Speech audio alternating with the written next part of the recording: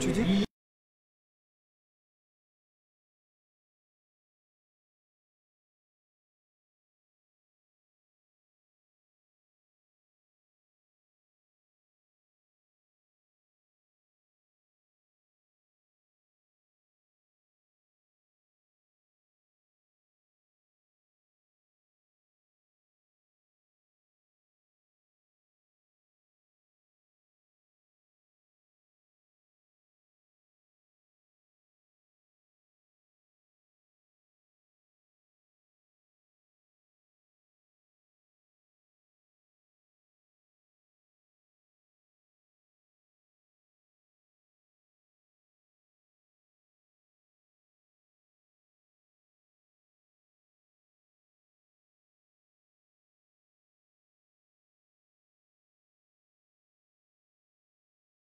Tukio kwa kisha wakati mrefu msimame.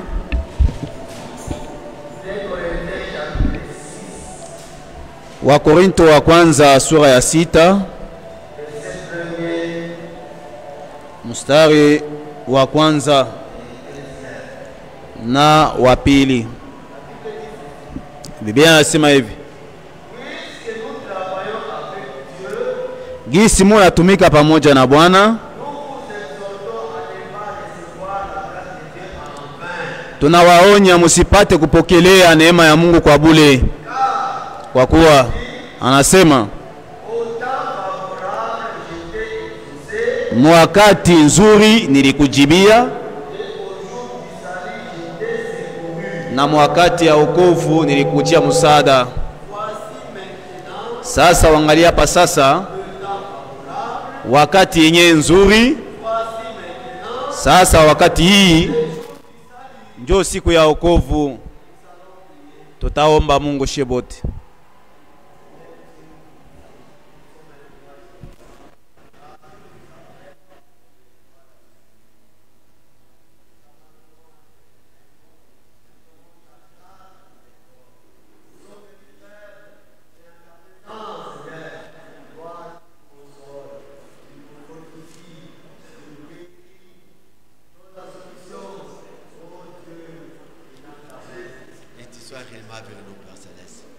Merci pour tout ce que toi tu fais pour nous. Nous voulons, Seigneur Dieu, que tu puisses nous assister. De bénir, Seigneur Dieu. Saisis le vase par qui tu vas nous parler. C'est un homme. Mais tes paroles en lui, c'est la vie. Oh Dieu Tout-Puissant, nous voulons que toi, tu puisses nous parler ce soir. Tu puisses donner solution à tout, Seigneur. Que ceux-là qui sont venus malades, par ta parole, qu'ils trouvent la guérison. Ils sont venus faibles. T'encourage. Nous croyons, Seigneur Dieu, que toi, Dieu, tu vas, Seigneur, le faire. Car, Seigneur Dieu, aucune personne qui est venue à toi n'est rentrée déçue. Toute chose, toute personne qui venait à toi, Seigneur, trouvait toujours une solution à leurs problèmes. C'est pourquoi nous te disons merci, Père Céleste. Nous croyons que tu nous as déjà écoutés, tu nous as déjà exaucés. Que tout soit dans le nom qui est au-dessus de tout nom. Du Seigneur et Sauveur Jésus-Christ, nous t'avons ainsi prié. Amen. Vous pouvez vous mettre. Vous pouvez chanter.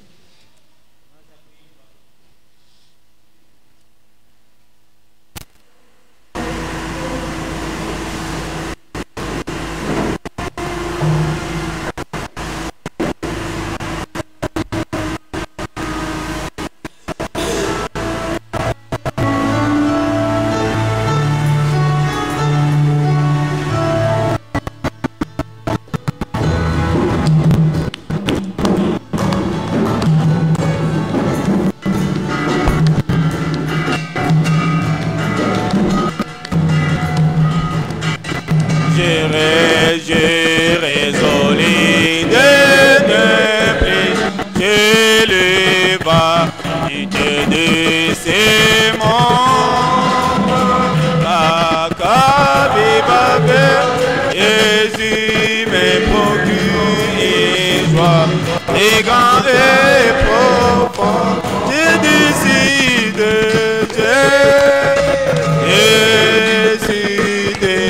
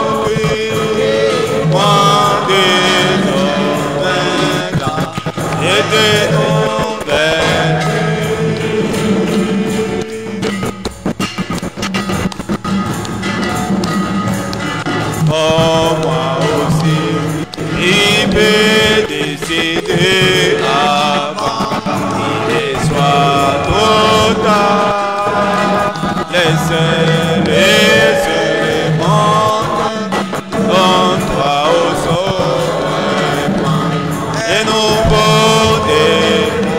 Dieu décide,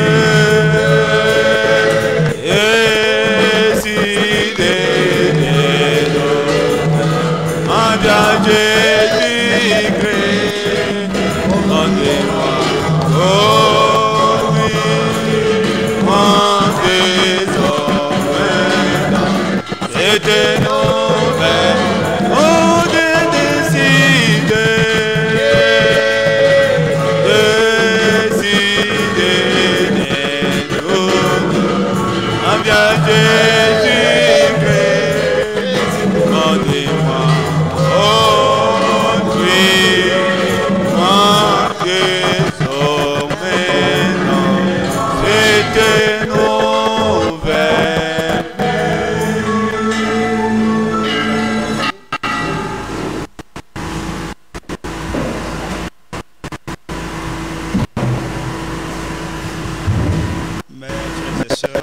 Wandugu na wadada, nous vous saluons au nom du Seigneur Jésus-Christ. tunawasalimia munjia la Bwana na mkombozi wetu Yesu Kristo.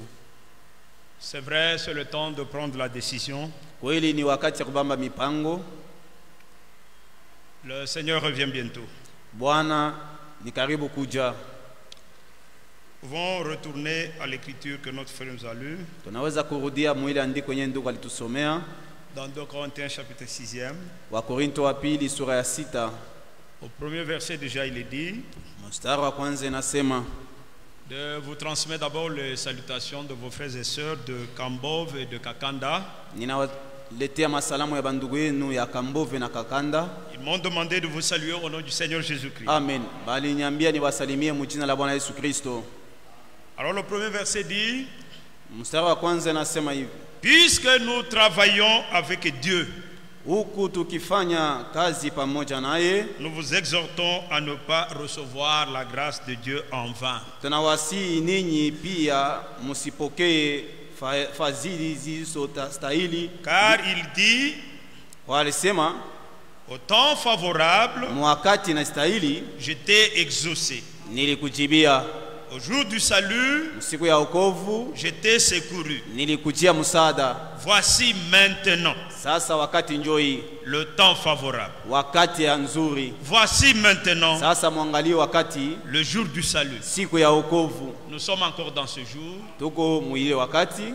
Dieu exauce encore nos prières. Mungu eko najibia maombi yetu. Dieu nous secourt encore. Mungu eko natujia msaada tena. Regardez, c'était une promesse. Mwangalia ilikuwa ni malako. Dans Ésaïe 69.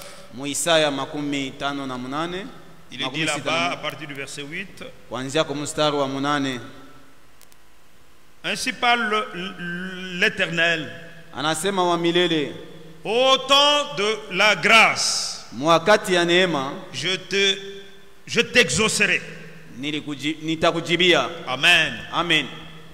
Et au jour du salut, na musiku ya wokovu, je te secourai. Nitakujia msaada. Je te garderai. Nitakuchunga. Et je t'établirai pour traiter alliance avec le peuple. Na nitakuweka kufanya agano pamoja na taifa. Voilà que Dieu a promis. Mwangalie gisi Bwana alilakaka. Et il a réalisé. Na akatimiza. Le verset 9. Mstari wa 9. Pour dire aux captifs. Dieu akuonesha wafungwa. Sortez. Tokeni. Dans le temps de grâce, dans ce jour de salut, Dieu ne veut pas encore voir des gens captifs. Ils doivent sortir. Dieu dit, pour dire aux captifs, sortez. Et à ceux qui sont dans les ténèbres, paraissez.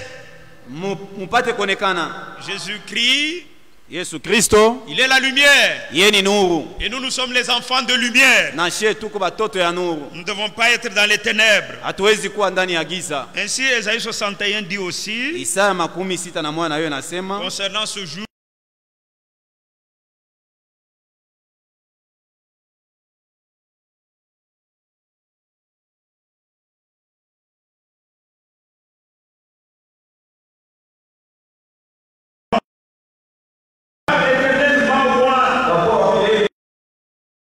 bonne nouvelle aux malheureux. juu ya kubebea habari njema kwa Il wanyonge. m'a envoyé Alinituma pour guérir ceux qui ont le cœur brisé.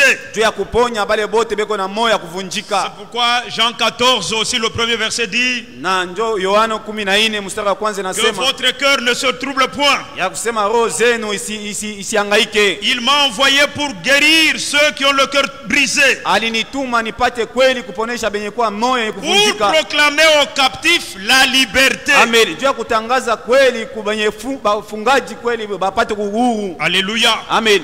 Nous sommes un peuple libre Tuko taifa yenye ko uhuru. et notre liberté est dans la parole de Dieu. Amen. Uhuru yetu iko ndani ya neno. Dieu nous a délivrés. Mungu alitufungula Nous ne sommes pas encore captifs. na hatuna bafungwa tena. Et aux prisonniers, Na benye kwa ndani ya gereza la délivrance. ufungulifu wao. Le verset 2. Mstari wa pili, Pour publier une année de grâce du Seigneur. juu ya kutangaza mwaka ya neema ya Bwana. Nous sommes dans ce jour de grâce. Tuko mwile siku ya neema. Dans cette année de grâce. Mwi mwaka ya neema. C'est pas l'année comme 2023 qui doit bientôt s'achever. Haina sa vile hii mwaka ya 2023 inataka kumalizika. Mais c'est cette période Ni wakati fulani où Dieu nous sauve. yenye Mungu Dieu anatuokoa. nous guérit. Mungu anatuponya. Dieu nous délivre. Mungu anatufungula. Nous sommes encore dans cette période. Na tuko mwile wakati. Alors Amen. pour publier une année de grâce du Juu ya Seigneur, kutangaza wakati ya neema. le jour de vengeance ne nous regarde pas. Juu ya kulipisha kisasi ile siku ya Mais dans tuangalie. ce jour de grâce, Lakini musiku ya neema. Dieu console encore tous les affligés. Amen. Mungu yuko na fariji bale bote benye beko naumiwa. Gloire soit rendue à Dieu. Sifa imurudilie Mungu. Nous voulions un peu retourner à ce que nous avons entendu le mercredi Turudie kwanza muile yenye tulisikia siku ya tatu. dans Ésaïe 55. Mu Isaya 55. L'Esprit de Dieu Roho ya Mungu nous a dit ilituambia que la parole de Dieu neno la Mungu ne peut pas retourner à Dieu à vide. haiwezi kurudilia kwa Mungu bila kutenda kazi. Elle doit accomplir ce pourquoi Amen. elle a été envoyée.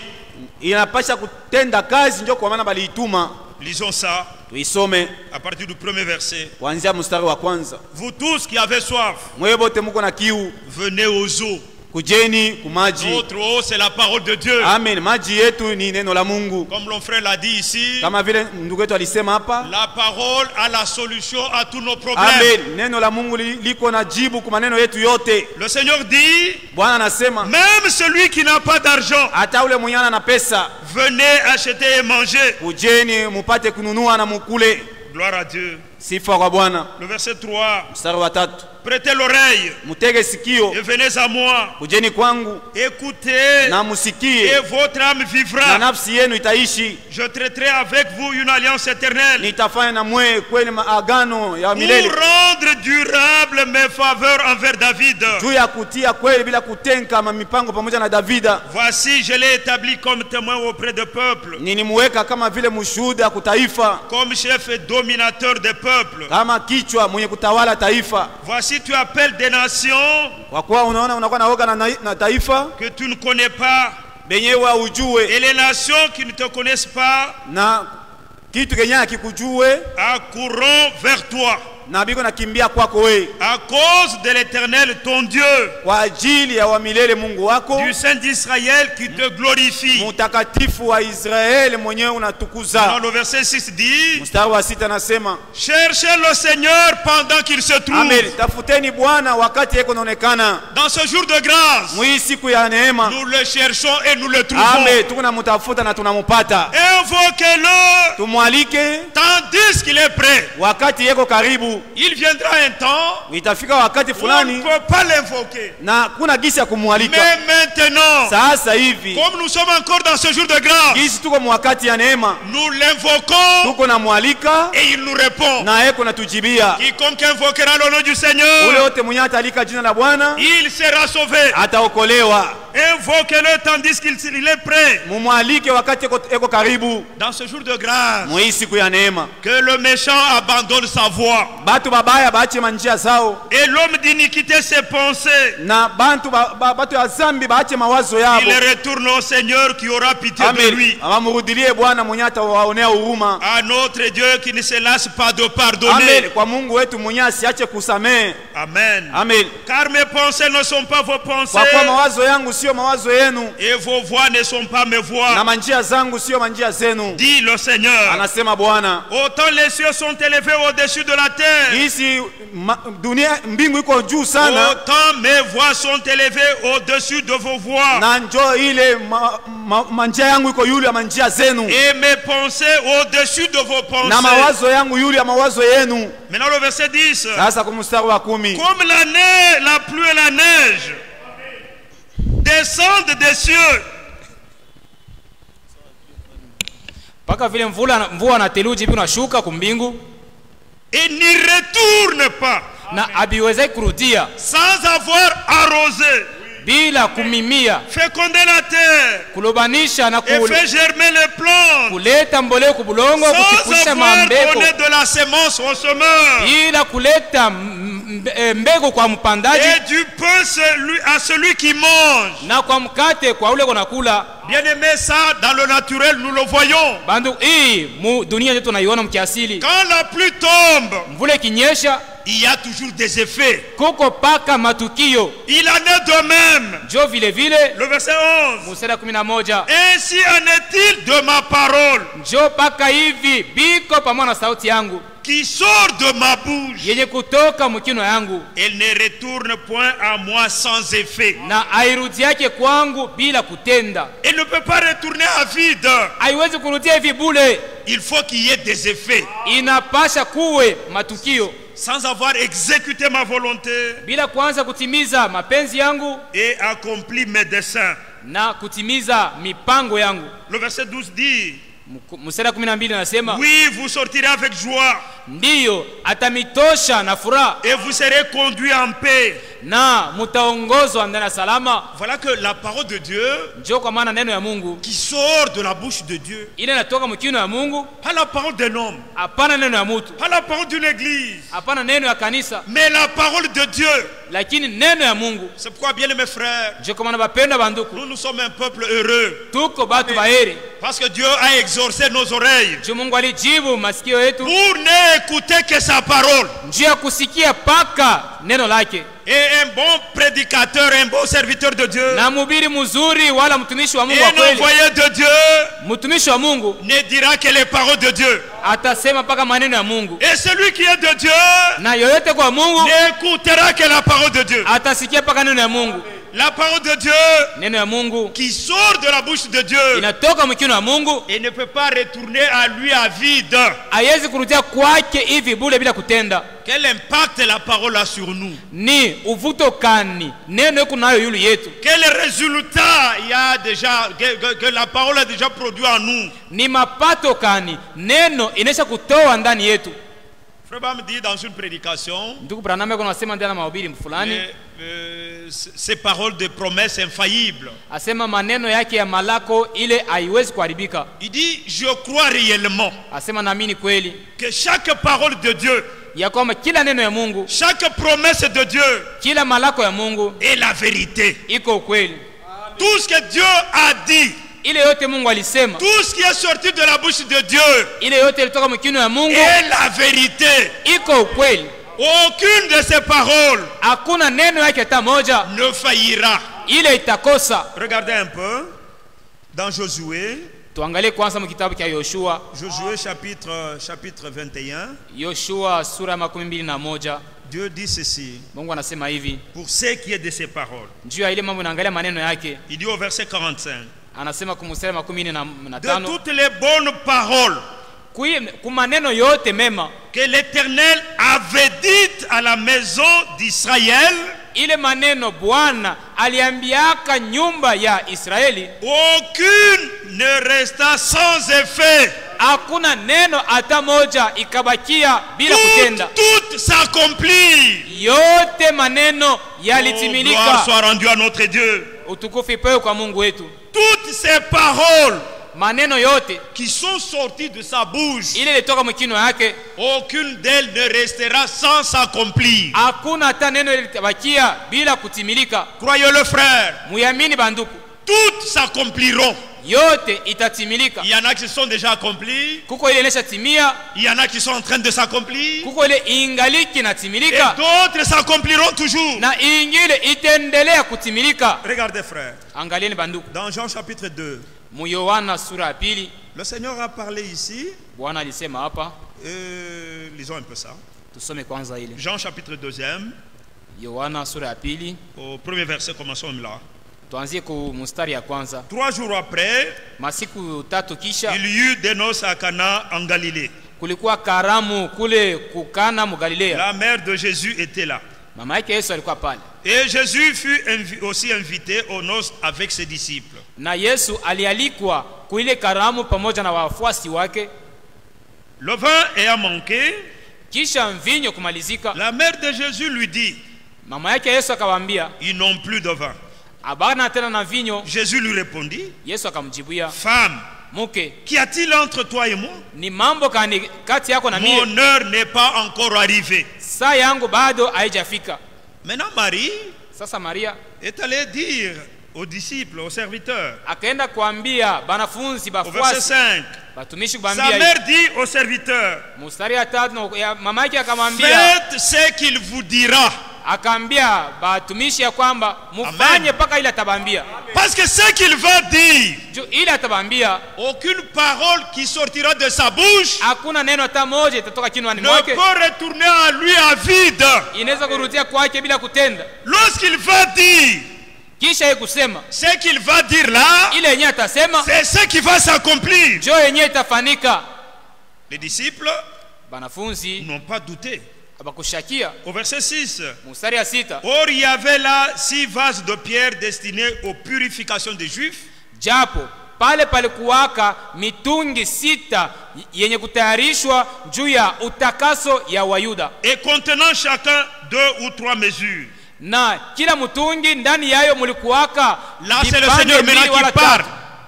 C'est le Seigneur maintenant qui prononce sa parole. Pale ni Bwana ndio yuko na neno lake. Jésus leur dit, Yesu akabambia, remplissez d'eau ces vases. mujaze na maji hii Ça, mitungi. c'est la parole sortie de sa bouche. Hii ni neno natoka mkinywa yake, Et ils l'exécutèrent. na bakafanya vile, Ils remplirent jusqu'au bord. bakaiaja tele mpaka na kumilomo. Ils n'avaient pas douté. Abakushakia. Puis il leur dit, Kisha akabambia hivi, puisez maintenant, sasa mushote. leur dit-il, Akabambia vile, et portez-en à l'ordonnateur du repas. na muibebe mumupatie mwenye kutayarisha karamu. Et ils emportèrent. Na bakaibeba. Et quand l'ordonnateur du repas Na wakati ile mwenye alitengeneza eut karamu, goûté l'eau changée en vin, kisha kuonja maji yenye kubadilika kuwa mvinyo, ne sachant d'où venait ce vin, asikujua kwenye vinyo litokea, tandis que les serviteurs qui avaient puisé l'eau japo batumishi mimi balishota mai le savaient bien. balijua mzuri. La parole sortie de sa bouche Neno inatoka mkinywa wake ne restera sans effet. haitabakia bila kutenda. Il faut qu'il y ait un effet. Inapasha kuwe Il matukio, faut que, comme la pluie, que ça arrose, que ça féconde, inapasha kama mvua ipate kulobanisha na que ça kuleta mboleo, produise même de la sémence. itowe hata mbegu. Là, l'eau a été changée en vin. Hapa maji ilibadilishwa kwa mvinyo. Dans la parole de Dieu, Ndani ya neno ya Mungu il y a les miracles. muko mijiza. La parole de Dieu produit des miracles. Neno ya Mungu inatoa kamijiza. Il a seulement parlé Alisema tu et le miracle a eu lieu. na mijiza ilifanika. Bien-aimés frères, Bapendo banduku, regardez, angalieni dans Matthieu chapitre 9, mu Mathayo sura ya 9, il est parlé là d'un chef kulipo kunasema njoo ya mkubwa et de mmoja, cette femme qui avait la perte de sang. na huyu mke alikuwaka na magonjwa ya damu. Lisons un peu à partir du verset 18.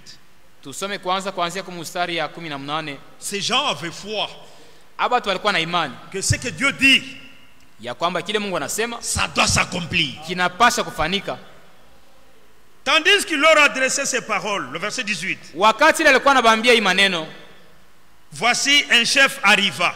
tazameni mkubwa mmoja akatokelea pale, se prosterna devant lui akasujudu mbele yake et lui dit, na kusema, ma fille est morte il y a un instant, binti wangu ni mwenye kufa kunakuwa dakika kidogo, mais viens, lakini kuja impose-lui les mains umutilie mikono et elle vivra. na ataishi. Voilà que cet homme Asa huyu mtu avait foi alikuwa na imani ndani yake, en Dieu. mwenye kuaminia Il Mungu. savait que si lui venait, Alijua kwamba kama yeye anakuya, ma fille, quand bien même elle est morte, binti wangu hata vile anakufa, lorsqu'il lui va prononcer seulement une seule parole, wakati atasema neno moja tu, c'est fini, elle reviendra à la vie. kunaisha, atarudia kuuzima. Jésus se leva Yesu akarudia, et le suivit avec les disciples. akasimama na kumfuata na wanafunzi. Et voici une femme atteinte d'une perte de sang Na tazama, kulikuwa kule mke mwenye kuwa na depuis magonjwa 12 ans, ya kupoteza damu kunesha kuwa miaka 12. s'approcha par derrière Akakaribia, et toucha le bord de son vêtement. akakaribia kwa mkongo na kumgusa kunguo yake. De tout ce temps, Mwi wakati yote la femme n'avait jamais rencontré le Seigneur. ule mke bado alikuwa haja kutanaka na Bwana. Bien-aimés, quand nous rencontrons le Seigneur, Bapendo, tukisha kutana na Bwana, notre vie doit changer. maisha yetu napasha badilika. Nous ne devons pas rester les mêmes. Hatuwezi bakia vile vile. Si nous sommes malades, Tukiwa magonjwa, la maladie se transforme magonjwa en yanabadilika guérison. ndani ya matunzo. S'il est un Dieu Amen. qui ne ment pas. Juni yeko Mungu mwenye Alors qu'est-ce alandaki. que la femme a fait? Mwone ile mke alifanya Verset 21, mustari 21, d'abord 20 là, elle toucha le bord, oui, le verset 21. 21. Car elle disait en elle-même, Juu ndani yake mwenye alikuwa oh, anajisemezea, que Dieu nous aide à avoir aussi la foi comme cette femme. Mungu atusaidie tuwe na imani sawa huyu mke. Si je puis seulement toucher son vêtement, Kama mimi naweza tu kugusa nguo yake, je serai guéri. mimi nitatunzwa.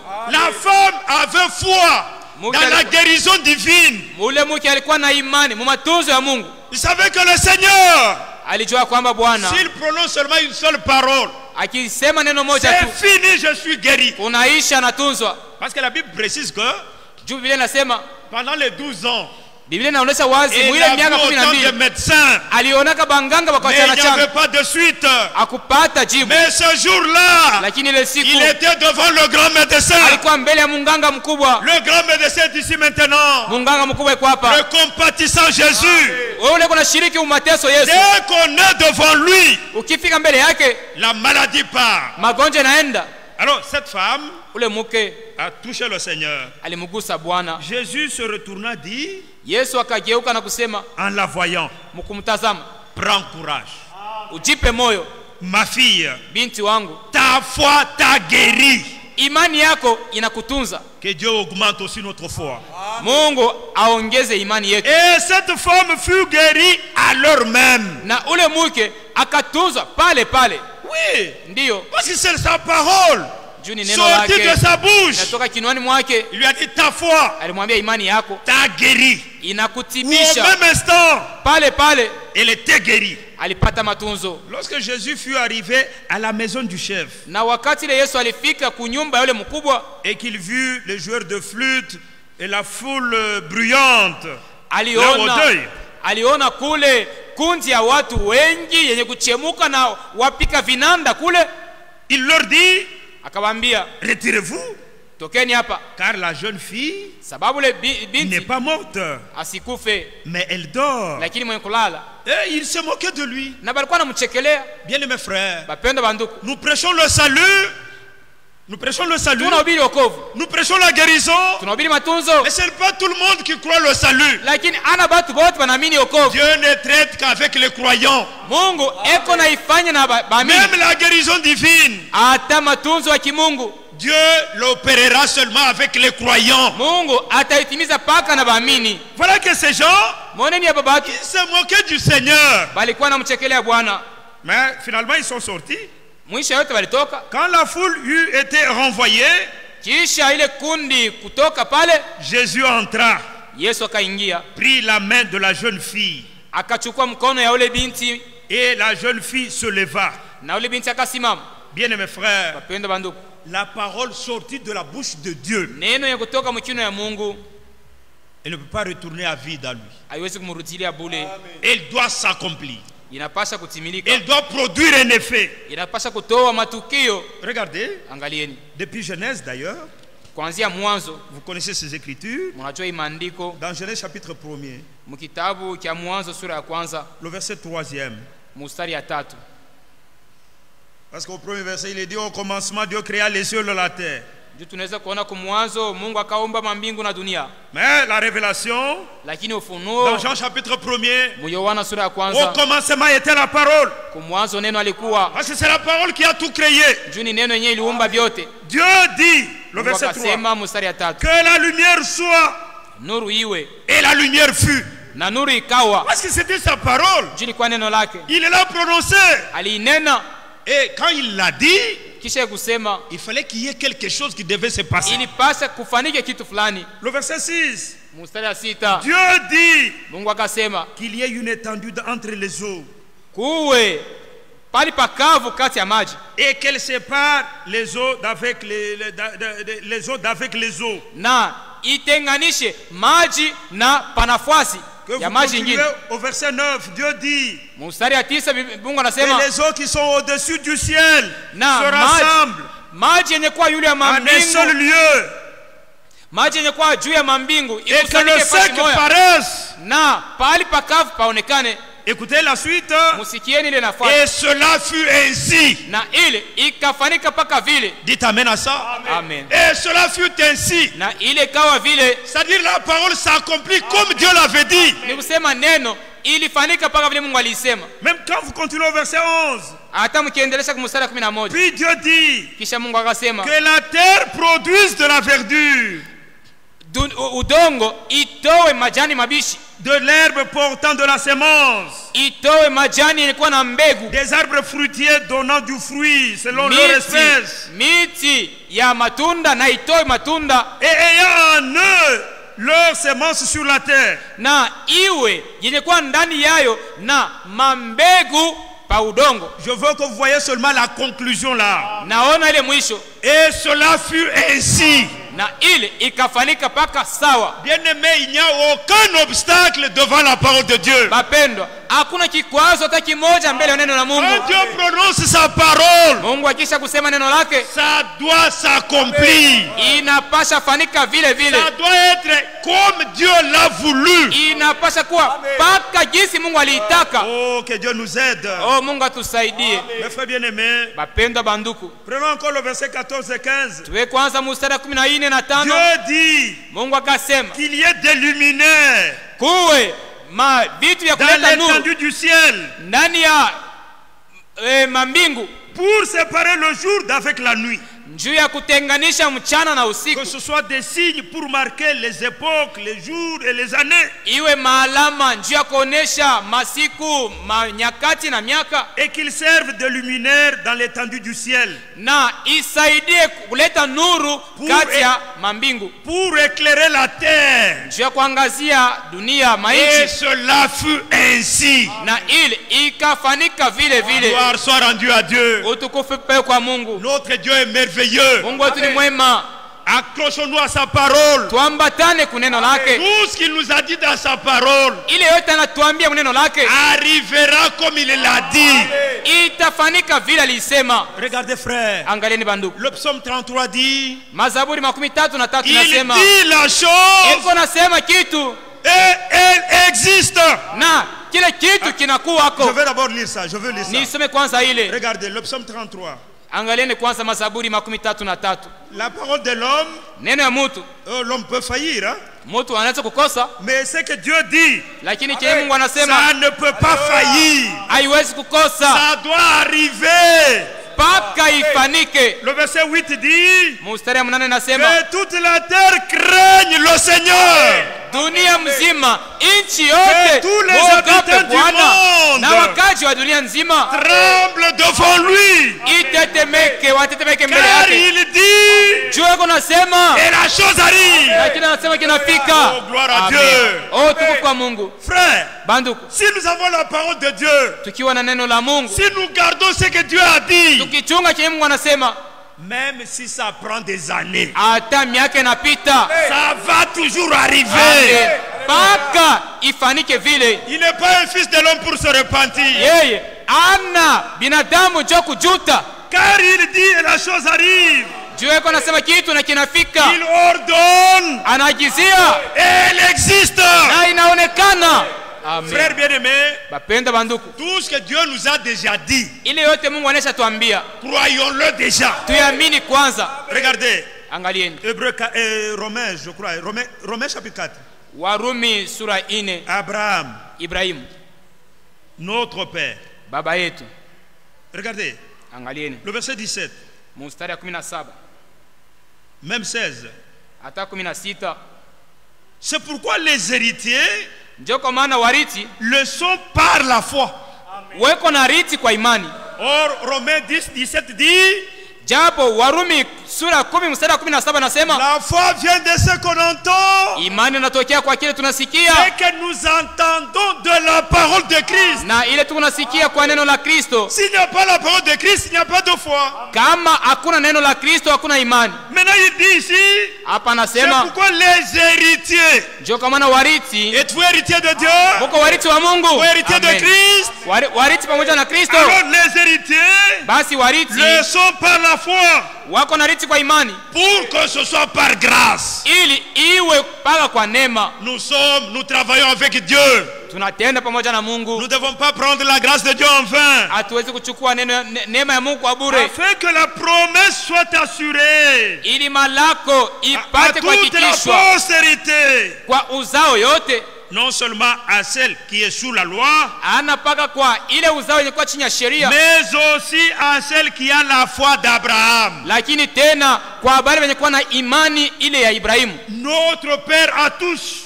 baba yetu sisi wote, Selon qu'il est écrit, kufuatana na ile j'étais imeandikwa, établi Père d'un grand nombre de nations. nilikutia baba wa hesabu kubwa ya mataifa. Il est notre Père devant celui auquel il a cru.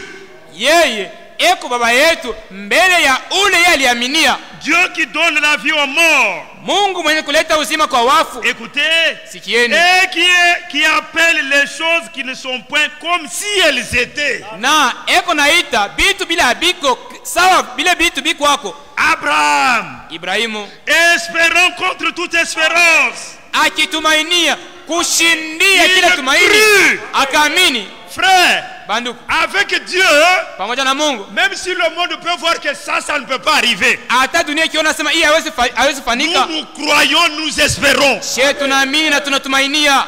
Oui, Ndiyo, espérant contre toute espérance, mwenye kutumainia kushindia kila il matumaini crut akaamini, en sorte qu'il devint père munamna ya kwamba d'un akawa grand baba nombre de nations. ya hesabu kubwa ya Dans mataifa. ce grand nombre, nous sommes aussi là. Ndani ile hesabu kubwa ya batu na she tuko ndani, Selon qu'il lui a été dit, kufuatana na vile alimwambia, telle sera ta postérité. hivyo njoo itakuwa uzao yako. Le verset 19. Mstari Et 19, sans faiblir dans la foi. bila kuchoka muimani, Ne faiblissons pas dans la foi. tusichoke muimani. Devant la parole de Dieu, Saa zingine neno la continuons à Mungu croire. Croyons toujours. tuendeleshe na kuamini, Le tuamini diable tu, ne te décourage pas. hapana kuchoka. Et sans faiblir dans la foi. Bila kuchoka muimani, Il ne considéra point que kutambua ya son kwamba corps était déjà usé. mwili wake ilikuwa ishachoka. Puisqu'il avait près de 100 ans. Juu alikuwaka na miaka Et que karibu Sarah n'était 100, plus en état d'avoir des enfants. na Sara kukuwaka muhali ya kuzaa. Il ne douta point par incrédulité Akushakia kamwe kwa kutokuamini au sujet de la promesse de kwa Dieu. mambo inaangalia malako ya Mungu, Mais il fut fortifié lakini akapewa par la nguvu foi, kwa imani, donnant gloire à Dieu. akaleta utukufu kwa Mungu. Bien-aimés frères, Bapenda banduku, la foi qu'avait Abraham ile imani Ibrahimu alikuwa nayo a fait qu'Abraham commence déjà à donner gloire à Dieu ilifanya ya kwamba Ibrahimu avant akaanza kutoa même de utukufu kwa voir Mungu l'accomplissement de la Amen. promesse. Mbele ya kuona matimiliko ya Pour malako Abraham, juu yake Ibrahimu, il amen, voyait déjà Isaac. alikuwa anamuona Isaka. Oh, gloire à Amen. Dieu. Nous aussi, Na sheye voyons déjà la transmutation des corps. tukunaona mabadiliko ya mili Voyons la yetu première résurrection. na ufufuko wa kwanza, Voyons notre enlèvement. tuone tuone kunyanyuliwa kwetu. Voyons le festin, le Amen. repas de l'os là-bas. Tuone karamu ya Nous mwana kondoo serons avec kule. le Seigneur. Tutakuwa pamoja na Bwana. Écoutez le verset 21. Amen. Sikieni mstari wa 11. Et ayant la pleine conviction Alikuwa na hakikisho tele que ce qu'il promet, ya kwamba kile il analaka peut aussi l'accomplir. atakitimiza tena. Ce qui sort de sa bouche, Amen. Ile yote natoka ça ne mkino wake faillira pas. haitakosa kamwe. Abraham a attendu 25 ans. Ibrahim alichunga miaka 25. Frère Abraham dit, Ndugu Branham anasema chaque année qui passait, kila mwaka ilikuwa napita, au lieu qu'Abraham doute, pale pa Ibrahim kushakia, la foi avançait toujours. imani ilikuwa inaongezeka. Oh, gloire à Dieu. Oh, tukufu kwa Mungu. Si la Amen. promesse tarde, Malako ikikawia, attends-la. uichunge, Car elle s'accomplira. uingoje, Elle itatimilika, s'accomplira certainement. itatimilika kweli. Amen. C'est l'ancien Dieu le Seigneur. Njo vile Bwana anasema, C'est pas un homme qui l'a dit. ana mtu aliisema, C'est Dieu qui a dit. Mungu ndio Le aliisema, créateur des cieux et de la muumbaji wa terre. mbingu na dunia. Moi qui suis-je Mimi ni nani pour m'opposer à ce que Dieu a dit? juu nikatale kile Mungu anasema? Et Dieu nous donne assez de foi. Amen. Mungu atupatie imani ya kutosha. Oui. Ndiyo, C'est pourquoi ndio kwa maana cela lui a été imputé à justice. bali mwhesabia uwaki. Et vous savez comment Frère Abraham fait le commentaire sur ça. Na mnajua namna ile ndugu Branham iko naongeza pa hii mambo. Quand Dieu a dit à Abraham Wakati Mungu aliambia Ibrahimu que par Sarah ici ta femme, asema kupitia Sara huyu mke tu wako vas avoir un fils. utapata mwana, Abraham pouvait sortir, Ibrahimu aliweza kutoka, aller déjà chercher à faire la layette et tout ça. alienda kutafuta manguo ya batoto na vingine. Oui, bien aimé frère. Ndiyo bandugu wapendwa, Il y a aussi les effets de la foi. kuko tena matendo ya imani. La foi, Amen. Imani, ça doit mettre quelqu'un dans une position. amen, inapasha kufikisha mtu Et aussi hatua. Abraham, Na Ibrahimu il n'y avait que ce que Dieu avait dit qui avait de l'importance. kulikuwa mpaka kile Mungu alisema kilikuwa cha lazima kwake. Tout ce que les autres pouvaient le dire. Ile yote bengine wanaweza kusema. Peut-être les médecins pouvaient lui dire, Sasa ingine munganga aliweza kumwambia, mais toi, sasa wewe à l'âge de 100 ans, mwi miaka ta femme 90 ans, umri ya miaka 100, mke wako makumi tisa ya miaka, hapana, c'est haiwezekane, difficile. ni Ça ne vigumu, peut pas être possible. haiwezekane. Mais lui pouvait dire, Yeye aliweza kusema avec Dieu c'est possible. pamoja na Mungu inawezekana. Parce que c'est lui qui l'a dit. Juni yeye alisema, Ce n'est pas un homme, ana mtu, c'est le Dieu. ni Mungu. Et quand il l'a dit là, Na wakati alisema, il me voyait. alikuwa Il ananiona, voyait mon âge. aliona Il miaka voyait yangu, l'âge de ma femme. aliona umri ya miaka ya Il mke wangu. connaît que Amen, elle anajua a même me l'opposé. aisha kufika na Mais il a kutambuka prononcé une wakati parole. kisha yeye kusema neno, Cette parole ile neno ne retournera pas à vide. haitarudia kwake bure. Elle Amen, va s'accomplir. itafanika Et vile vile, cela a été accompli. na ile ilifanyika tena. Gloire soit rendue à Dieu. Utukufu ipewe kwa Mungu. Nous aussi, Na sheye les enfants d'Abraham, batoto Ibrahimu, ayons la foi comme notre amen, père tuwe Abraham. na imani kama watoto wetu, kama baba yetu Ibrahimu, Pour ne croire juu ya kuamini que ce que Dieu a dit. mpaka kile Mungu anasema. Amen. Amen. Croyez-le, frère. Mwamini banduku, L'enlèvement, c'est pour vous. kunyanyuliwa ni kwenu. Regardez Amen. cette écriture. Angalieni andiko, Ça, c'est Dieu lui-même qui l'a dit. hii ni Mungu mwenyewe alisema. Ephésiens chapitre 5. Waefeso sura ya 5, Prenons le verset 24. tupewe mstari wa 24. Or, Japo de même que l'Église est soumise à Christ, mpaka vile kanisa iko na mutii Kristo, sommes-nous l'Église du Seigneur? tuko kanisa ya Bwana, Nous devons nous soumettre à Christ. tunapasha kumutii Kristo. Les femmes aussi doivent l'être à leur mari en toutes choses. Wake nao wanapasha kutii wame wao mukila neno. Nous devons être soumis à Christ en toutes choses. Tunapasha kumutii Kristo mukila kitu. Nous ne trions pas des paroles. Atulalamike maneno. Oh, ça je dois faire, ça je ne peux pas faire. Atuchakulake maneno ya Non, kufanya na tout ingine ce que hapana. Dieu nous demande de faire, Ile yote Mungu anatuomba nous kufanya, devons nous soumettre à ça. tunapasha kutii. L'épouse Bibi harusi vivra de toute parole de Dieu. ataishi kwa kila neno la Mungu. Matthieu 4:4. Matayo 4 sura mstari 4. L'homme ne vivra pas de pain seulement, Mtu ataishi kwa mkate tu, mais de toute parole lakini kwa kila neno qui sortira de la bouche de yenye Dieu. kutoka mkino ya Mungu. Que Dieu nous aide. Mungu atusaidie. Au verset 25. Marie, aimez vos femmes.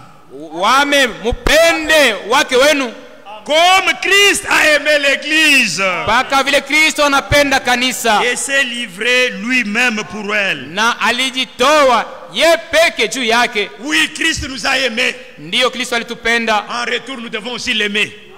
Kwa kinyume, kisha na shetu tunapaswa kupenda Afin de la sanctifier. ili aitakase ile kanisa Par la parole. kupitia neno. Qu'est-ce qui sanctifie? Nini kunatakasa? La parole de Dieu. Ni neno la Mungu. La parole sortie de sa bouche. Neno linatoka mkinywa lake Elle doit nous sanctifier. inapasha kututakasa. Jean 15:3. Yohana sura ya Les disciples 15 mstari comme vous 3. assis. Hapa hivi tunaikala Après avoir écouté la parole, kisha kusikia neno, le Seigneur le regarde et dit, Bwana anabangalia anasema, déjà vous êtes purs. kwanzia hapa munesha À kwa cause de safi cette parole kwa ajili ya neno mnasikia que vous avez entendue. ile mnatoka kusikia. La parole que vous entendez ici, Hii neno mnasikia hapa, la pure parole, neno ya kweli déjà vous a rendu pur. inesha kumitakasa. Amen. Amen. Oh, regardez frère. Bon, je peux lire ça. Regardez. Angalia, Retenez ça. Retenez.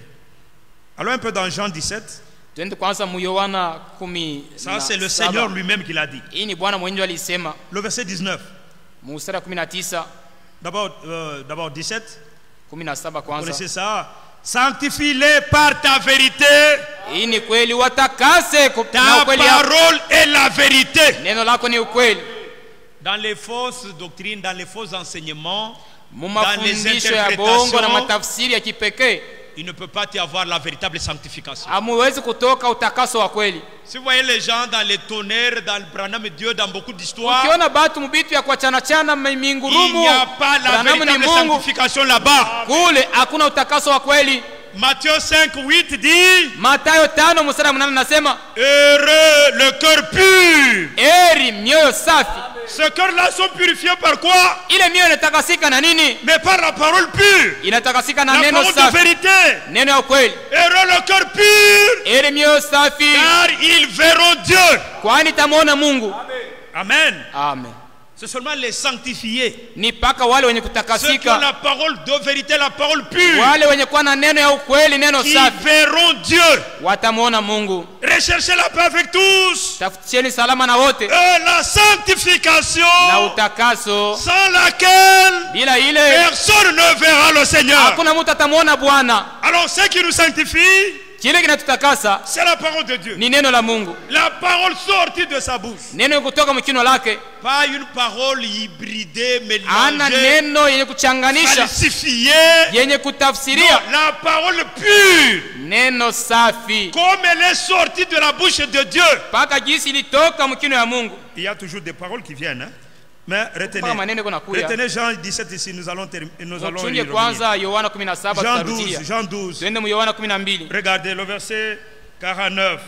Angalieni kumstari ya makumi Car je na ne peux tisa. parler de moi-même, c'est notre Seigneur qui est Hapa notre ni modèle. Bwana wetu anasema ashikujisemee Car je mwenyewe. ne peux parler de moi-même, Juu mimi siwezi kusema mimi mais mwenyewe, le Père qui m'a envoyé lakini Baba mwenyewe alinituma, m'a prescrit lui-même aliniandikia ye mwenyewe. ce que je dois dire et annoncer. Amen. Kile napaswa kusema na kutangaza, Et je sais que son commandement na najua kwamba amri yake est la vie éternelle. ni uzima wa milele. C'est pourquoi les choses que je dis, Ndio kwa maana bitu niko nasema, je les dis comme le Père me les a dites. niko navisema mpaka vile Baba yangu aliniambia avyo. Amen. Amen. C'est ça la différence entre ces hommes de Dieu et les autres. Njoo tofauti iko kati ya watumishi ya Mungu hapa na wale wengine. Et nous cherchons, nous disons que ce que Dieu a dit. Sheye tuko nasema mpaka kile Mungu alisema. Gloire à Dieu. Utukufu kwa Maintenant, Mungu. au chapitre 17 là, Kusura ya 17 kule il dit, anasema au verset maintenant 19, ta parole est la mstari vérité. ya Le verset 19 19 dit, neno ni ukweli, je me sanctifie moi-même pour eux. najitakasa mimi mwenyewe juu yabo. Dans quel but? Mukifukuzio Il gani? poursuivait quoi? Alikuwa anafukuzia Afin nini? que eux aussi Ili bo pia soient sanctifiés par la vérité. watakasike na neno na ukweli. Alléluia. Amen. C'est la parole ni de neno vérité ya ukweli qui nous sanctifie. ndio kunatutakasa. Si ce n'est pas la vérité, Kama haina ile, non, ça ne peut pas amener la ile sanctification. haiwezi kuleta utakaso. C'est pourquoi ici dans Ephésiens 5, Ndio kwa maana hapa mu Efeso il dit au verset 5 26, anasema kwa mstari wa afin de 16 la sanctifier ili ndio kuitakasa par la parole, kupitia neno, après l'avoir purifié, kisha kuitakasa toujours par la parole, mpaka par na l'eau de la neno parole. na maji ya neno. Gloire à Dieu. Utukufu kwa Mungu. Écoutez le verset 27. Sikieni mstari wa Quand on est 17, lavé, kisha purifié par l'eau de la kisha parole, kuoshwa na neno afin de faire paraître devant lui ili ya kuionyesha mbele yake cette église hii glorieuse. kanisa yenye utukufu. Quand Dieu regarde son église, Mungu akiona akitazama kanisa yake, il la voit déjà dans l'achèvement. eko na iona yenye kumalizika, Il la voit déjà glorieuse. eko na iona yenye kupambwa na utukufu. Vois-toi comme Dieu te voit. Ujione vile Mungu ako na kuona. Dieu te voit déjà dans la gloire. Mungu ako na kuona mu utukufu À cause de cette parole. juu ya hii neno. Amen. Amen. Afin de faire paraître devant lui. Voilà. Ili aoneshe mbele yake. Ça, c'est son programme. Hii ni matengenezo yake. Il travaille pour ça. Eko anatumika kuile. Frère, mon frère, ma soeur, Ndugu yangu na dada yangu, c'est pas par hasard que tu es là. ana kwa bahati unafika hapa. C'est pas par hasard que tu écoutes cette parole. Ana kwa bahati kunasikiaka hii neno. Église glorieuse, sans tache ni ride, Kanisa yenye kupambwa na utukufu, bila taka, bila kikunjo, ni rien de semblable, bila kitu chochote cha kufanana na hii, mais sainte lakini takatifu et irrépréhensible. lakini bila kemeo. Croyez-vous que Dieu aura cette église-là? Munaamini kwamba Mungu atapata ile kanisa? Oui, lui-même se présentera Ndiyo, yeye mwenyewe devant ataonesha lui mbele yake cette église hii kanisa glorieuse, yenye kupambwa na utukufu, sans tache ni bila ride. taka, bila kikunjo. Il le fera. Ataitimiza. Il est en train de le faire. Eko naifanya. Gloire à Dieu. Utukufu kwa Mungu. Bien, mes frères, Bapendo bandugu, vous savez, unajua nous n'avons pas nos propres choses à amener à Dieu. hatuna na vitu vyetu vyenyewe vya kupeleka kwa Mungu. C'est ce qu'il nous donne Ni kile anatupatia que nous lui retournons. ndio tunamrudishia. Lisons un peu quelque chose là. Tusome kwa kwanza kitu Dans 1 Chronique, mambo ya siku ya kwanza. 1 Chronique chapitre 29. Mambo ya siku ya kwanza sura ya 29. Regardez frère. Angalieni banduku. Si lui ne s'était pas sanctifié pour nous, Kama yeye akujitakasaka juu yetu, nous ne serions pas sanctifiés.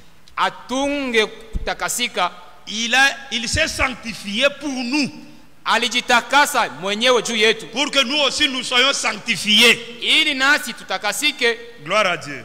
Utukufu Alors kwa le Mungu. verset 10 dit, Mstari 10 nasema, David loua le Seigneur en présence de toute l'assemblée Daudi akamshukuru Bwana mbele ya makutano yote et mzima, il dit, na akasema hivi: loué sois-tu usifiwe d'éternité en éternité, milele na milele, Seigneur Dieu de notre Bwana Père Mungu, Israël.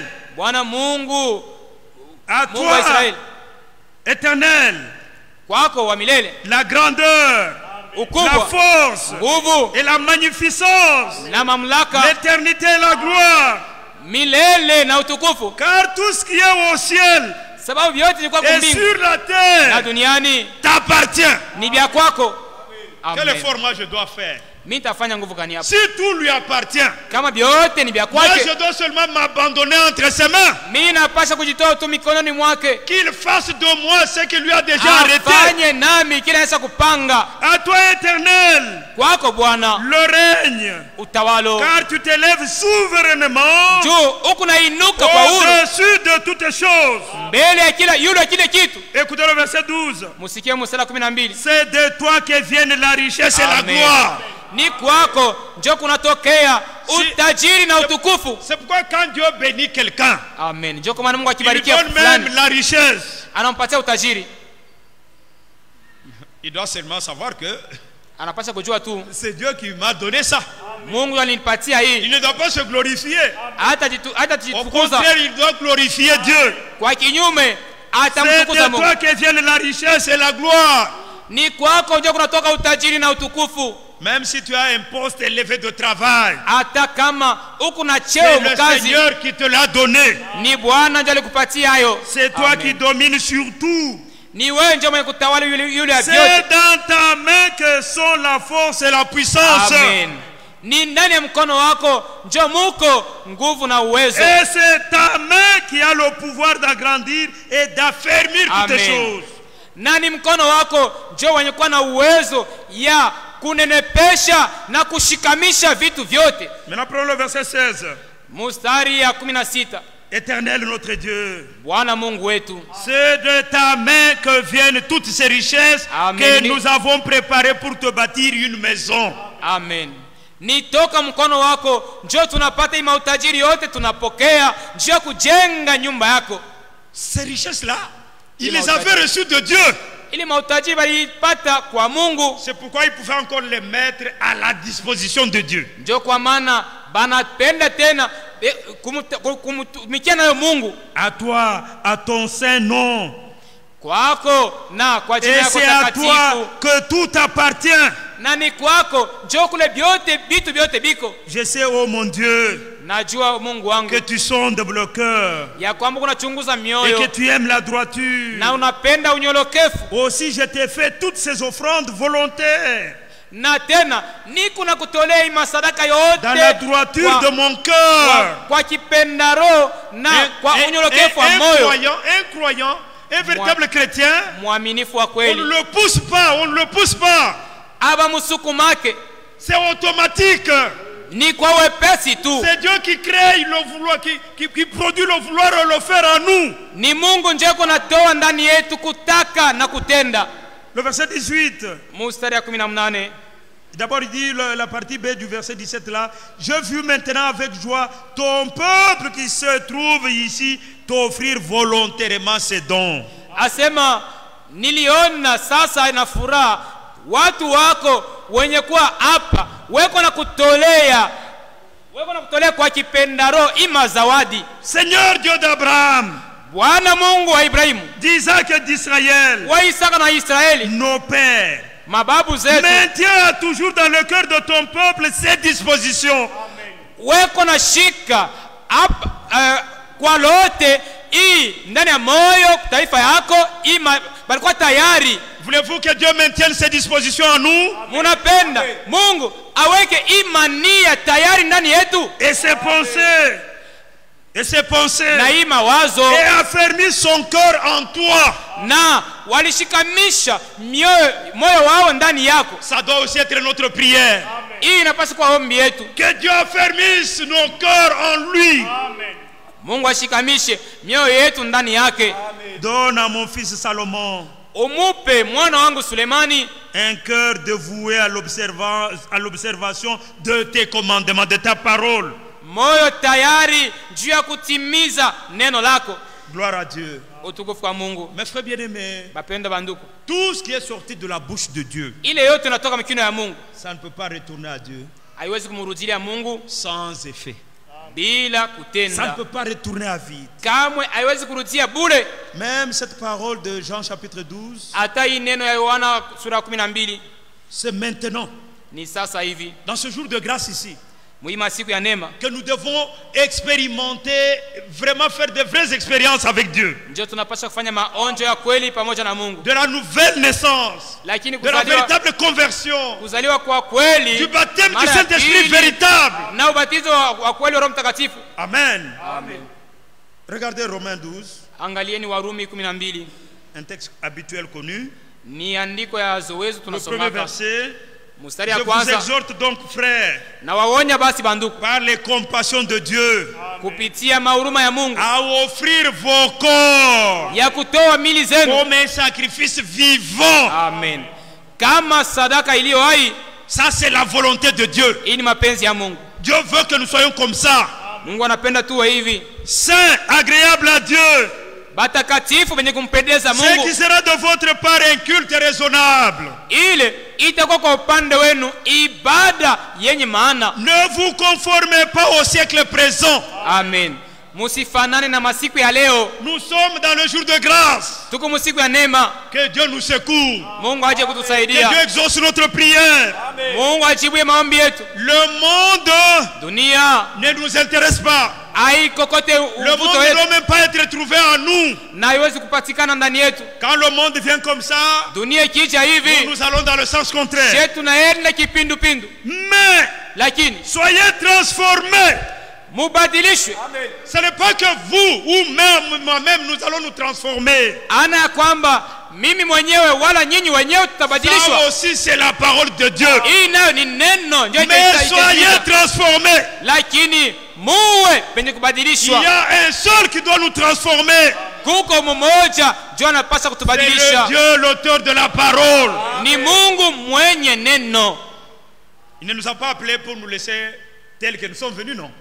Akutuita ili tubakie paka hivi Mais soyez tuko, transformés lakini par le mubadilishwe renouvellement de l'intelligence, kupitia kutiliwa upya kwa afin que akili, vous discerniez ili mutambue quelle est la volonté de Dieu, ni gani mapenzi ya Mungu, ce qui est bon, kenye kwa kizuri, agréable cha kupendeza et parfait. na kenye kwa kamilifu. Que Dieu nous l'accorde. Mungu atupatie hicho. Mes frères bien-aimés, Bapendwa banduku, dans la parole de Dieu, il y a tout. ndani ya neno la Mungu muko vyote. La parole qui sort de sa bouche. Neno yenye kutoka mikono yake. Regardez dans 1 Roi 17.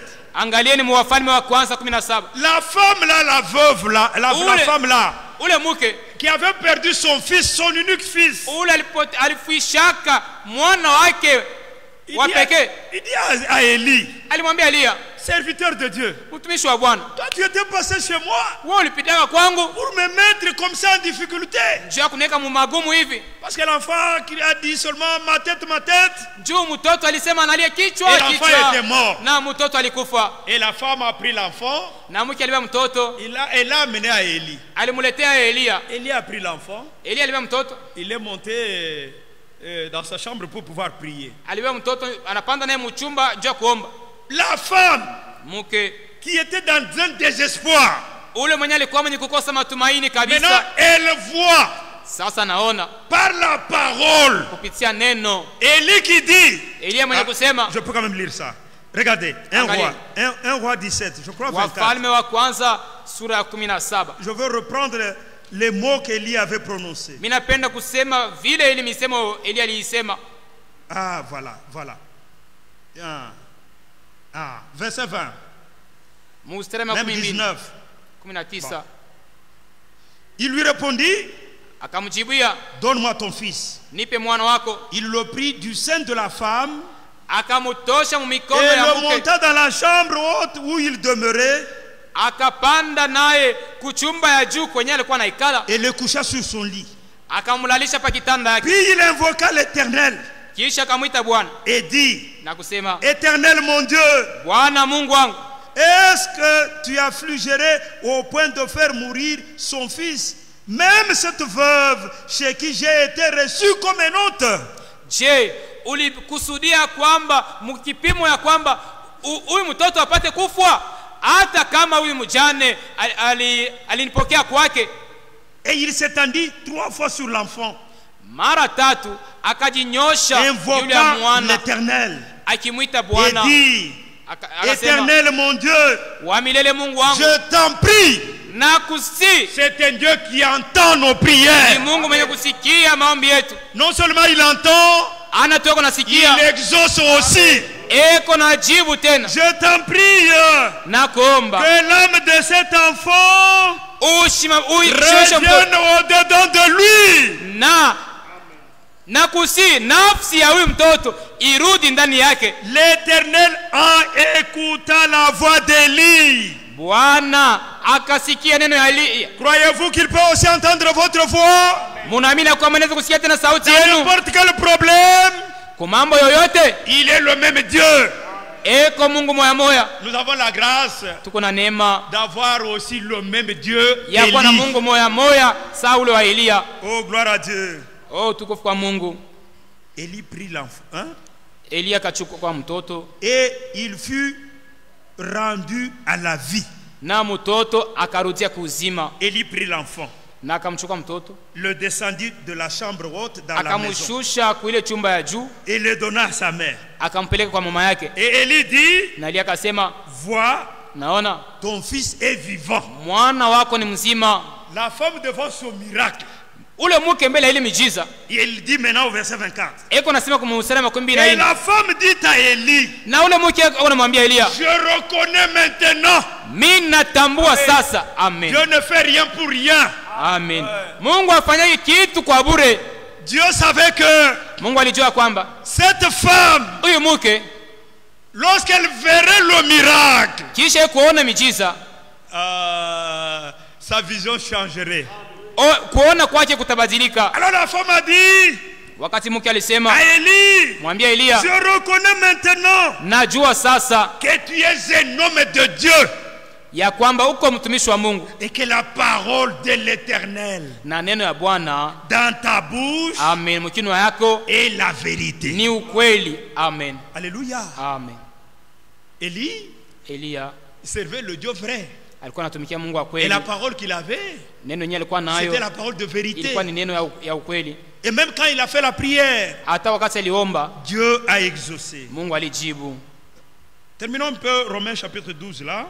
Tumalize kwanza Warumi 12 Le verset tunasoma 9. mstari wa 9. Maintenant, Sasa que l'amour soit sans hypocrisie. mapendo iwe bila unafiki. Ça c'est aussi une parole que nous devons expérimenter. Hii nayo ni neno tunapaswa kuonja. Nous ne devons pas vivre comme des hypocrites. Hatuwezi kuishi saba nafiki. Non, bien-aimés frères. Hapana bapendwa. Ayez le mal en horreur. Muchukie ubaya. Attachez-vous fortement au bien. Amen. Muambatane kwa nguvu kupendo, Par kupitia amour vizuri. fraternel. Kupitia mapendo ya Soyez kindugu. pleins d'affection les uns pour les autres. Mujazwe na upendo pamoja juu ya bengine. Le verset 12. Mstari 12. Réjouissez-vous en espérance. Mufurahi na ndani ya matumaini. Soyez patients dans l'affliction. Muvumilie mu mateso. Persévérez dans la prière. Mupate kudumu ndani ya Vous maombi. voyez aux besoins des saints. Na musaidie Exercez- mahitaji ya watakatifu. Exercez l'hospitalité. Mupate kupokeleana. Dieu n'a pas prononcé toutes ces paroles Mungu asikuseme hii maneno yote pour que nous puissions seulement les lire comme si c'était un journal. ili tuisome tu sana ni gazeti. Non, c'est pour que nous vivions ça. Hapana, ni tu tupate kuiishi. C'est une parole sortie de la bouche de Dieu. Ni neno litoka mkino ya Mungu. Dieu attend Mungu unasikia. voir son accomplissement, Mungu son effet en anachunga nous, kuona matukio ya hii maneno son ndani yetu. résultat en nous. Mapato ya hii neno ndani yetu. Terminons le verset 14. Tumalize mstari wa 14. Bénissez ceux qui vous persécutent. Mubarikie benye kumitesa. Amen. Amen. N'allez pas demander que Dieu tue quelqu'un qui vous persécute. Non. Hapana kuomba Mungu auwe ule mtu yuko nakutesa, hapana. Bénissez et ne maudissez pas. Mubarikie lakini musilaini. Disons encore Amen. Tuseme tena amina. Ayez les mêmes sentiments les uns envers les autres. Uweni na mania moja moja, wamoja na jua wengine. Soyons un même cœur, une même pensée. Tuwe moyo moja, wazo moja. N'aspirez pas à ce qui est très élevé. Musitamanie bitu bya juu kabisa. Ici je veux être chef. Hapa mimi ndio minakuwa mtawala. Le chef ici c'est Jésus. Mtawala hapa ni Yesu. Amen. N'aspirez pas à ce qui est très élevé. Musitafute bitu bya yulu sana pana. Mais laissez-vous attirer Mujiachilie par ce qui lakini est humble. kuvutwa na bitu binyenyekevu. Il s'est humilié Alivishusha au point de rester un simple homme. munamna ya kubakia mutu wa bure. Si nous allons chercher les auteurs, Hata kama tunatafuta bitu ya yulu, nous voulons être semblables à qui? tunataka kufanana na nani? Parce que Dieu nous a prédestinés Juu Mungu alitutayarisha à être à l'image de son Fils. ya kufanana na uso ya mwana wake. Que ce qui est humble nous attire. Basi chenye kwa kinyenyekevu kia chini kituvute. Ne soyez point sages à vos propres yeux. Amen. Anasema tena, musiwe na hekima kumacho yenu benyewe. Il n'y a que toi qui peux donner les leçons aux autres. Ni paka wewe njoo kuna Il n'y kia a que kufundisha toi qui wengine. peux corriger les autres. Paka wewe ndio kunyoloshaka wengine. Toi, tu ne peux jamais accepter la correction. Wewe sikuitika kunyoloshwa. Non, bien sûr. Hapana, hapana wapendwa. Ça, c'est pas l'esprit de Christ. Ile aina roho ya Kristo. Gloire à Dieu. Utukufu kwa Maintenant, Mungu. 2 écritures, on doit arrêter. Tuwe maandiko mbili tumalize. La parole fait tout. Neno linatimiza vyote. Le psaume 107, regardez. Mazaburi 107, angalieni. Oh, vous connaissez cette écriture. Mnajua hii andiko, Mais lisons ça quand même. lakini Le psaume tuisome. 107, Mazaburi 107 le verset 20. mstari wa Il 12. envoya sa parole Akatuma neno lake et la parole Amen. les guérit. na neno lake ikabatunza. Amen.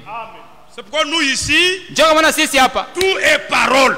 Amen. Vyote Au viko neno. commencement était la parole. Kwa mwanzo neno lilikuwa, La parole était avec Dieu.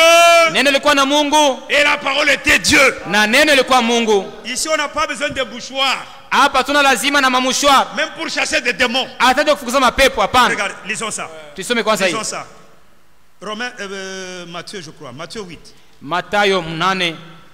Là-bas, on a envoyé la parole a guéri. Kule balituma neno, neno litunza. Ici, dans Matthieu chapitre 8, Hapa Mathayo sura ya le 8 verset 16. mstari ya Le 16. soir, Magharibi on amena auprès de Jésus plusieurs démoniaques. bakamletea Yesu batu mingi wenye kukuwa na mapepo mchafu, Il chassa les esprits par sa parole. akafukuza mapepo mchafu kupitia neno lake. Il soutient toutes choses Amen. par sa parole puissante. Eko nasaidia kila kitu kupitia neno lake ya uwezo. La parole qui Amen. sort de sa bouche. Neno natoka mkino yake. Il y en a qui utilisent de l'eau, de l'huile. Huko bali banatumia maji, mafuta, Les autres utilisent le feu. wengine banatumia moto, Même dans la prière. hata maombi, Les parler en langue. kusema mulugha. Et sors! Toka Shiltabara! oh, raba Qu'est-ce bashinde. que tu veux nous faire? Unataka Tu kutuonesha veux nous nini? épater ou comment? Ni kutushangaisha, Utilise kutushitusha. la parole. Wewe tumie neno, Voici les signes, aoneni les maalamu, miracles qui mijiza accompagneront ile vitashindikiza ceux qui auront cru benye wataamini en mon nom. mujina langu. Ils chasseront les démons. Watafukuza mapepo Nous mchafu. chassons les démons Tunafukuzaga par mapepo la mchafu parole de Jésus-Christ. na neno ya Yesu Kristo. Amen. Gloire à Dieu. Utukufu wa Mungu. Les esprits sont chassés par la parole. Mapepo mchafu inafukuzwa na neno Et il guérit tous les malades. na akaponya wagonjwa wote. Bien-aimés frères, Bapenda banduku, la parole qui est sortie de la bouche de Dieu, neno yenye ilitoka mkino ya Mungu elle ne retournera pas à vide à Dieu. haitarudia bila kutenda kwake Mungu. C'est vraiment une grande leçon. Ni kweli. Que Dieu nous majifunzo bénisse. kubwa. Mungu awabariki. Aimons la parole, Tupende neno, soutenons la parole, tusaidie neno, défendons la parole, tuipiganie neno, croyons la parole de tuamini vérité. neno, neno ya ukweli. Tout ce qu'il a dit, Ile utalisema nous verrons son accomplissement. tutaona matukio yayo. Que Dieu vous bénisse. Mungu awabariki.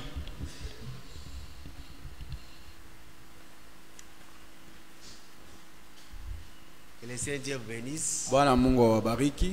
Oui, c'est vrai. Ndiyo, ni kweli, La parole de Dieu neno la Mungu est efficace. iko na uwezo, Elle est puissante. iko na nguvu. C'est par sa parole Ni kupitia neno qu'il lake a créé le ciel aliumba et mbingu la terre. na nchi Et na la dunia. parole Dieu, Na neno la Mungu, Dieu soutient toutes choses. Mungu anategemea kitu kila Par sa kitu parole kupitia neno puissante. lake ya uwezo. Je vous ai toujours dit, Nawambiaka kila siku, cette terre hii budongo sur laquelle nous sommes, kwenye ishi elle tunasimama est suspendue dans le néant, iko tu mubule, mais soutenue par sa parole. lakini inategamiwa na neno. Amen. Amen. C'est pourquoi le soleil Haleluya. Ndio kwa maana jua tourne facilement iko nazunguluka, autour de la terre. inazunguluka chini La ya terre bulongo. est dans le Juu néant, hii bulongo iko ni muwazi mpabule soutenue par sa parole. yenye kutegamiwa na neno. La même parole Ile neno moya moya soutient toutes choses. iko nategamia kila kitu. Amen. Amen. Dieu crée par sa parole. Mungu iko naumba kupitia neno. Dieu transforme par sa parole. Mungu iko nabadilisha kupitia neno. Dieu guérit par sa Mungu parole. anaponya Dieu kupitia donne neno. la vie par sa Mungu parole. analeta buzima kupitia Dieu neno. donne la nouvelle naissance par sa Mungu parole. analeta kuzaliwa upya Dieu kupitia donne la neno. paix par sa Mungu parole. analeta salama kupitia neno. Amen. Amen. Amen. Le ciel mbingu et la terre na dunia passeront, mais vitapita, sa parole lakini neno lake demeure éternellement. itadumu milele. Si tu t'accroches Kama wewe unaambatana aux nayo, choses du monde, unaambatana na vitu ya dunia, passera. utapita. Mais celui qui s'accroche à sa Lakini parole, ule anaambatana na neno, comme la parole demeure, hii neno la Mungu il itadumu est éternel. na yeye atakuwa wa milele. Frère, s'il y a la bonne chose Kama kwa kitu que kizuri Dieu a trouvé bon, yenye Mungu aliona de te mzuri donner, ya kukupatia ce wewe, ne sont pas des maisons, haina ce ne manyumba, sont pas des richesses, haina ce ne sont pas mautajiri, des habits, des haina vêtements, mavazi, ça. haina vitu Ça, fulani, c'est éphémère. ni vitu vya bure, C'est sa parole. ni neno lake. Amen. Car le ciel Mbingu et la terre na nchi passeront, itapita, mais c'est sa parole me neno lake yeye qui va t'amener jusqu'au ciel. itakubeba tena kumbingu. Tusimame, Mettons-nous debout. tusimame. Et puis Dieu, Mungu il veille sur sa parole. eko na kesha juu ya neno lake. Si cette parole est en toi, Kama ile neno yake iko ndani Dieu yako, est obligé de veiller sur toi. Mungu anashurutisha apate kukesha juu Que yako, cette parole ile neno soit sur nous ikuwe ndani yetu, pour permettre à Dieu juu imuruhusu de Mungu veiller sur nous. apate kukesha juu yetu. Amen. Nous ne sommes pas importants, Si hatuna tu balazima sana, mais c'est sa parole qui est ni importante. neno lake njo liko ya Et lazima, si cette parole est en toi, na ile neno kama iko ndani yako tu es important unakuwa wa lazima devant Dieu mbele ya à Mungu cause de sa parole kupitia neno qui lake est en toi. yenye iko ndani yako. Quelle est la parole, le cantique? Jésus, je mets toute confiance à toi. Jésus, oh, je mets toute ma foi à toi. Jésus, oh, je mets toute ma vie en toi. Jésus, oh, je mets toute confiance en toi. Jésus, oh, je mets toute ma foi en toi. Jésus, je mets toute ma vie. Prions le Seigneur. Tuombe Bwana. Seigneur Dieu Tout-Puissant, nous te sommes infiniment reconnaissants. Toi, Dieu, s'il y a quelqu'un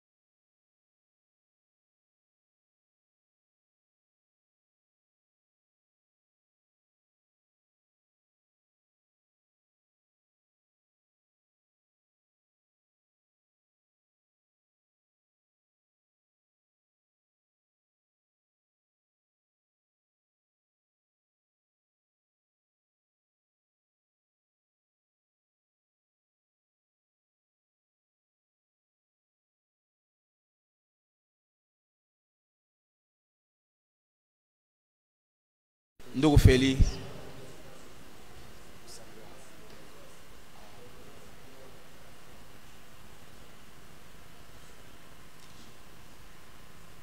Bien-aimé Père Céleste, mupenda wa bako mbingu, les cieux passeront, mbingu na nchi tapita la terre aussi, na bulongo nabo, mais ta parole demeure éternellement. neno lako litadumu milele. Seigneur, ta parole est vivante et efficace. Bwana, neno lako liko na uwezo na iko na Elle ne nguvu. peut pas échouer. Yo haiwezi kweli Elle ne kuanguka. peut pas faillir. Haiwezi kweli kuanguka. Merci pour la bénédiction de la foi. Asante juu ya baraka ya imani Pour que nous puissions saisir tes promesses. yenye tunaweza kukamata kumalako. Oui, comme tu l'as dit dans Ésaïe. Ndiyo unasema ku Isaya. Oui, Ndiyo ce que je décidé yenye wewe ulibamba mipango arrivera. itafika. Amena. Ce que j'ai résolu Yenye mimi nilikamata mipango s'accomplira. itatimilika. Bien-aimé Père Céleste, Mpenda wa kumbingu, nous ne courons aucun risque quand nous croyons. sie hatuna hata na mambo moja inaweza kutuangukia mubaya. Tu es fidèle. Wewe kumwaminifu, Ce que tu dis que nous sommes, yenye wewe unasema tukue nous le sommes déjà. na tuko hapo vile. Ce que tu as dit que nous serons, Yenye wewe ulisema tutakuwa, nous le serons. tutakuwa vile. Amena. Père bien-aimé, Baba wa kumbingu mpendwa, dans ta parole, ndani ya neno lako il y a tout ce qu'il nous faut kuko byote bia binastahili, pour que personne ne reparte d'ici hata mtu kama na hapa tel que toi tu l'as vu entrer. na mtu asitoke hapa vile À aliingia Golgotha, kumsalaba, tout a été accompli. yote litimilika. Tu as pris nos péchés Ulibeba zambi yetu sur toi. juu yako, Tu as pris nos maladies. ulibeba magonjwa Tu yetu, as pris nos douleurs. ulibeba kweli magumu Le yetu, châtiment qui nous donne la paix na ile yenyewe unatuletea est salama. tombé sur toi. Ile Par mabaya ta yote maîtrisure, kupitia kupikwa Tu kwako nous as déjà guéris ulituponya de tous les maux. kumagonjwa yote. Seigneur, merci Asante Bwana pour la promesse bénie de ton retour. juu ya malako ya kurudi kwako. Tu as commencé l'œuvre. Ulianza kazi, Dans ta fidélité, tu l'achèves. kwa uaminifu wako utamaliza. Mais déjà, nous pouvons dire, Na hapa tunaweza kusema nous sommes déjà une œuvre achevée. tuko kazi yenyewe ishamalizika. Seigneur, tu reviens bientôt. Wewe uko na kuya kwa haraka, Tu nous prendras à toi utatubeba kwako dans la perfection. kwa ukamilifu.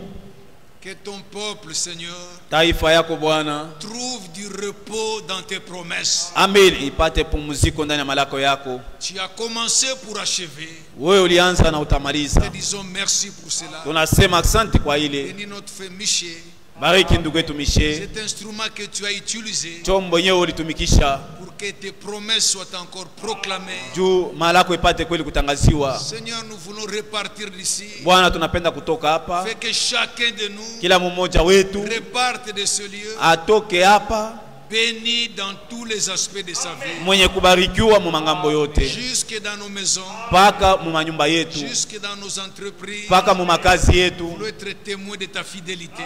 Bwana, tukue kweli waaminifu, ukue Seigneur, waaminifu. bénis notre frère Mpoyi qui a Ba- conduit ce service. Bariki ndugu yetu Mpoe mwenye Bénis les aliongoza. frères qui sont en route pour les voyages. Bariki bandugu beko munjia juu ya kwenda safari. Seigneur, pourvois tous nos besoins. Bwana, tayarisha kweli ku Et mahitaji yetu cela yote au-delà de toute mesure. kupitia aina yote. Que la gloire, que la louange et l'honneur te reviennent. Utukufu na heshima zikurudilie Mungu wetu. Nous avons ainsi prié Tunaomba hivi au nom de Jésus-Christ. mu jina la Yesu Kristo, Amen. amen.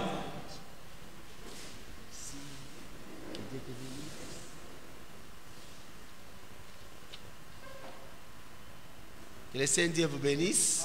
Bwana Mungu awabariki. Nous commençons par le frère qui était en ligne. Tunaanzia kwa bandugu beba balikuwa ku mitandao. Nous avons frère Victor Tuko na ndugu Victor Chibumbu, Chibumbu, frère Kalala, ndugu Kalala, frère Gédéon Mukadi, ndugu Gedeon Mukadi, frère Patient Machita, ndugu Pasia Machita, ça c'est Chikapa, kule ni Chikapa, frère Christophe Ngombwa, ndugu Christophe Mombwa, et c'est le fait pour qui on avait prié le mercredi là. ni kwa ndugu leshi tuliombea siku ya tatu. Et frère Walawala de Kinshasa. Dada wa walawala ku Kinshasa, Ce sont les frères qui étaient aussi en ligne. ni bandugu balikuwa ku mitandao. Nous vous saluons aussi nos frères. Tunabasalimia na bo bandugu yetu. Que Dieu vous bénisse. Mungu awabariki. Que Dieu bénisse son serviteur. Mungu abariki mtumishi wake, Bénisse aussi les frères pour la prière. abariki na ndugu juu ya maombi. Frère Bonheur, il est déjà en Zambie en train d'aller en Afrique du Sud. Ndugu Bonere eko na jamaa yake ku Zambie, deja beko naenda kwa Afrique du Sud.